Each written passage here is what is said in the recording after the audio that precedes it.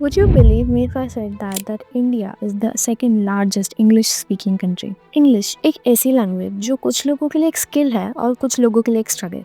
क्या आपने कभी सोचा है कि क्यों इंडिया में इंग्लिश को इतना ग्लैमराइज किया जाता है, जहाँ फॉरेन कंट्रीज में जैसे फ्रांस, जापान और रशिया जैसे कंट्रीज में अपनी ही लोकल लैंग्वेज को ज़्यादा इंपॉर्टेंस दिया जाता है।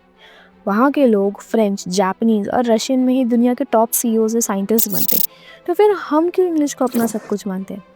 इसे समझने के लिए हमें थोड़ी हिस्ट्री समझनी होगी। इस वीडियो में हम जानेंगे इंग्लिश और इंडियंस का रिलेटिव रिलेशनशिप। आई प्रॉमिस इस वीडियो को देखने के बाद आपका इंग्लिश को देखने का नज़रिया ही बदल जाएगा। Ready? So let's dive in. English की कहानी इंडिया में शुरू होती है 1600s के आसपास, जब ईस्ट इंडिया कंपनी यहाँ आई थी ट्रेड करने। तब तक ये सिर्फ अंग्रेज़ों की लैंग्वेज थी, लेकिन धीरे धीरे इसका स्कोप बढ़ने लगा। 1835 में लॉर्ड मकॉले का मिनट ऑन एजुकेशन आया, जिसमें एक विजन था, एक ऐसी इंडियन क्लास बनानी जो English in taste but Indian in blood हो। बेसिकली वो एक अंग्रेज़ी बोलने वाली ऐसी एलीट क्लास बनाना चाहते थे जो ब्रिटिश रूल को आसान करे। इसी टाइम पर इंग्लिश को एक ऑफिशियल और एजुकेशनल लैंग्वेज बनाया गया। मिशन था, अंग्रेज़ी सिखाओ और इंडियंस को एक सबॉर्डिनेट रोल में डालो। स्कूल्स में इंग्लिश मीडियम आ गया और रीजनल लैंग्वेजेस पीछे छोड़ दी गई। एजुकेशन से जॉब के लिए इंग्लिश एक नेसेसिटी बन गई। इसका इम्पैक्ट क्या हुआ? इंडियन सोसाइटी में इंग्लिश का एक सुपीरियॉरिटी कॉम्प्लेक्स डेवलप हुआ। इंग्लिश बोलना सोफिस्टिकेशन और इंटेलिजेंस की नई पहचान बन गया। जो इंग्लिश नहीं बोल पाते थे उन्हें लेस केपेबल समझा जाने लगा, और जो बोल पाते थे उन्हें हाईली एजुकेटेड। यही माइंडसेट हमने आज तक कैरी किया है। देखने वाली बात यह है कि ब्रिटिश अपने देश में कभी भी किसी और लैंग्वेज को प्रमोट नहीं करते थे, लेकिन यहाँ उन्होंने अपनी भाषा को हमारे कल्चर के ऊपर इम्पोज किया, और अनफॉर्चुनेटली हमने इस कॉन्सेप्ट को एक्सेप्ट भी कर लिया as a language of progress. आज के टाइम में इंग्लिश का इन्फ्लुएंस हर जगह दिखता है, फिल्म्स, मीडिया, कॉर्पोरेट वर्ल्ड और एजुकेशन सिस्टम में। हेलो और सॉरी जैसे बेसिक बातें हमारे रीजनल लैंग्वेजेस से ज़्यादा इंग्लिश में यूज़ होती हैं। लेकिन ये भी सच है कि इंग्लिश ने हमें ग्लोबल अपॉर्चुनिटीज़ दी है, आईटी सेक्टर, इंटरनेशनल ट्रेड और ग्लोबल कम्युनिकेशन के लिए। इंग्लिश एक एसेट बन गई है, तो ये एक डबल एजेड स्वॉर्ड है। एक तरफ इंग्लिश ने हमें दुनिया से कनेक्ट किया और दूसरी तरफ हमें अपने ही कल्चर और लोकल लैंग्वेजेस से दूर किया। तो अब सवाल ये है कि इंग्लिश सीखना चाहिए या नहीं? इसका जवाब भी इस वीडियो में मिलेगा, लेकिन उसका जवाब जानने से पहले हम जानेंगे कुछ ऐसे मिथ्स जो कि इंडियंस के माइंड में इंग्लिश को लेकर हैं। मिथ नंबर 1, इंग्लिश बोलना आने से आप इंटेलिजेंट दिखते हो। सबसे पहला और सबसे बड़ा मिथ, इंग्लिश बोलना आता है तो आप स्मार्ट हो। भाई, इंटेलिजेंस का लैंग्वेज से कोई लेना देना नहीं होता। आइंस्टाइन, न्यूटन और सीवी रमन जैसे लोगों ने अपने काम से दुनिया बदली, ना कि अपनी इंग्लिश फ्लुएंसी से। ये सोचिए, अगर कोई इंसान 5 इंडियन लैंग्वेजेस बोलता है लेकिन इंग्लिश नहीं, तो क्या वो कम इंटेलिजेंट है? प्रॉब्लम ये है कि हमने इंटेलिजेंस और लैंग्वेज को एक ही चीज़ समझ लिया है, जो गलत है। स्मार्ट होने का मतलब है क्रिटिकल थिंकिंग, क्रिएटिविटी और आइडियाज़, ना कि एक स्पेसिफिक लैंग्वेज में बात करना। मिथ नंबर 2, करियर बनाने के लिए इंग्लिश ज़रूरी है। दूसरा मिथ, अगर इंग्लिश नहीं आती तो करियर नहीं बनेगा। देखिए, English is a helpful tool, लेकिन आपकी टेक्निकल या प्रोफेशनल स्किल्स ज़्यादा ज़रूरी है। जापान, जर्मनी और फ्रांस जैसे कंट्रीज़ में लोग अपनी ही लैंग्वेज में टॉप जॉब्स और इंडस्ट्रीज़ में हैं। वहाँ इंग्लिश की ज़रूरत सिर्फ तब होती है जब ग्लोबल कम्युनिकेशन की बात हो।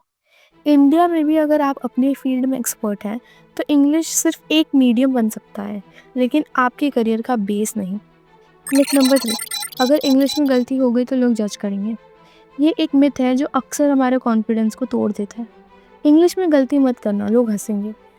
ट्रुथ ये है कि गलती करना एक लर्निंग प्रोसेस है। आप सोचिए, क्या आपको कभी किसी फॉरेनर का हिंदी बोलते वक्त मजाक उड़ाने का मन करता है? नहीं ना। सेम लॉजिक इंग्लिश के लिए भी अप्लाई होता है। आप जितनी प्रैक्टिस करेंगे उतना बेटर बोलेंगे, और गलतियाँ करना इस प्रोसेस का एक हिस्सा है। Myth number 4, English is superior to other languages. एक और मिथ जो हमारे माइंड में डीपली रूटेड है, इंग्लिश बाकी लैंग्वेजेस से सुपीरियर है। ये कहाँ लिखा है?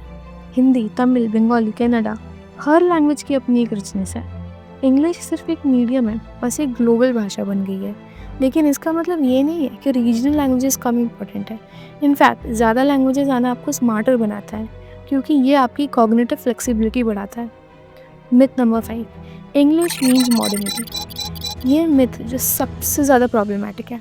इंग्लिश बोलना मतलब मॉडर्न होना। क्या आपको लगता है कि कोई सिर्फ अपनी लैंग्वेज की वजह से पुराना सोचता है? मॉडर्निटी एक माइंडसेट है, नॉट अ लैंग्वेज। यूरोप में काफ़ी मॉडर्न कंट्रीज़ हैं जो अपनी लोकल लैंग्वेज में ही ऑपरेट करते हैं। तो अगर हम मॉडर्न बनना चाहते हैं तो हमें अपने सारे एक्शंस को मॉडर्न बनाना होगा। लैंग्वेज वो सेकेंडरी है।